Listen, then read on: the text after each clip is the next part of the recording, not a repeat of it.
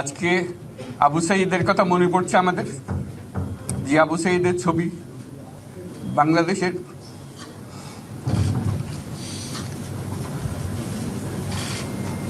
প্রতিটি মানুষের মনে গেঁথে আছে, এটা কেউ ভুলতে পারবে না। কি অবিশ্বাস্য একটা সাহসী যুবক, বন্দুকের সামনে দাঁড়িয়ে আছে, এবং তারপরে থেকে কোনো যুবক, কোনো যুবতী আর হার মানে নাই, সামনে গিয়ে আছে এবং বলছি যত গুলি মারো, মারতে পারো, আমরা আছি।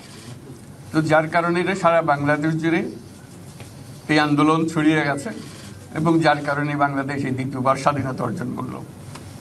এই স্বাধীনতাটা আমাদেরকে রক্ষা করতেই হবে, শুধু রক্ষা করা নয়, এই স্বাধীনতার সুফল প্রতিটি মানুষের ঘরে পৌঁছাতে হবে, তা না হলে এই স্বাধীনতার কোনো দাম নেই।